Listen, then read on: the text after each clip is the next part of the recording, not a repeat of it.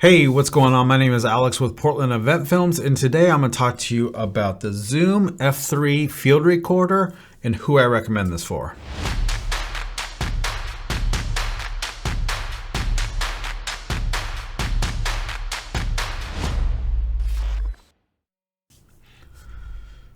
Hey, what's going on? My name is Alex with Portland Event Films, and today I'm going to talk to you about the Zoom F3 and who this recorder is good for. I'm going to talk to you some about the pros and some of the negative cons and who I think this is ideally for. So for me, if you're a wedding videographer, I think this is exactly who this is made for. It has just enough features. Some of the features you can find on the Zoom F6 that aren't included on here. But when it comes to most of the wedding videographers, I think this is going to be the perfect tool for you to use. I was skeptical because nobody could be good enough for my baby sister. So first off, let's talk about power.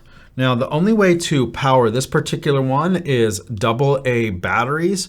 You can also plug in the USB-C here and pick up computer power as well. So if you're doing longer recordings, I'd say, more than 8 hours, which most people aren't going to be doing, then you're going to need to plug in for a battery solution. But the AA batteries, I think, are good enough for most of the recording. So just make sure that you have a fresh set of batteries before you start your recording.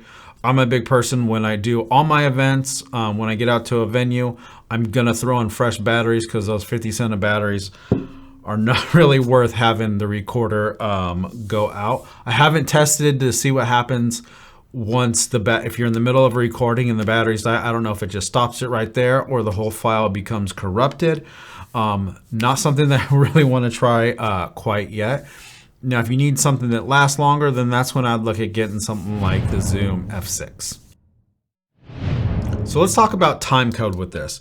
Now, if timecode is pretty critical to the production that you're doing for this type of event, most wedding videographers are not going to need timecode.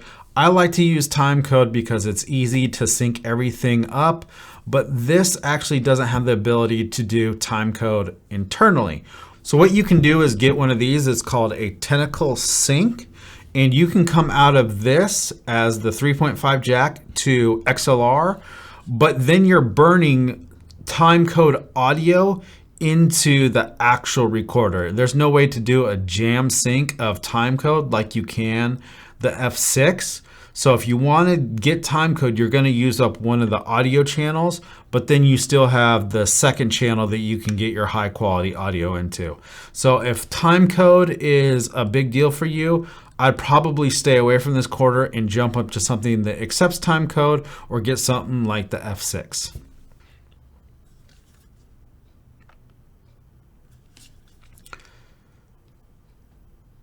So this recorder comes with two XLR inputs. It can be set to line level, mic level, or mic level with phantom power. So you can have a shotgun mic go directly into these. Now this is also a good option if you're looking for something that has the ability of an audio interface. You can plug your microphones directly in this. So if you have two, you want to be using it for like a podcast, you can have two different microphones coming into this. And then you can go out over here. We have a USB-C that's going to come out, and you can run that into a computer and you can use this as an audio interface. You just have to go inside the program and select audio interface. On the back here, you do have audio out, so you can record into this and then you can go out to speakers if you want to listen to it. Then you also have a headphone input, so you can hear the quality of audio that's coming into the recorder. Over here on the side is an adapter for Bluetooth. So you guys can get this Bluetooth adapter, and you can get this Bluetooth adapter, so if you want to start and stop or control this with a cell phone app, you're more than likely to do that. So this does come with Bluetooth. You have to get this Bluetooth adapter. I think that I paid $30 to get this, and now you can control this via Bluetooth. So if you want to stop it, start the recording, turn it off, turn it on. You can do that with this Bluetooth adapter. I haven't used the Bluetooth personally because I'm usually on site right next to the recorder. I like to see the waveforms over here. So I haven't had a need for that quite yet. Now, when it comes to recording and offloading your recording, you can do that via the USB-C. You can plug this directly into your computer and then you can offload all your recording. It does have a micro USB. I'm a big fan of either putting in like a 64 or 128 gigabyte card. So that way through the entire like wedding season, every 6 months, I will delete the audio. There's nothing worse than going to a project and then you have forgotten to copy over all the audio files. So this is a big suggestion that I, really suggest is getting a card that is way bigger than you need, so that way you don't have to delete the audio at the end of your event or every couple months, because like me, wedding projects will last on my computer for 2 to 3 months depending on the date that we get to the project. And just having all these audio files, there's only been a couple events, but it's really saved me having that audio that I was like, oh crap, I forgot to copy over this file. It got moved into a different folder.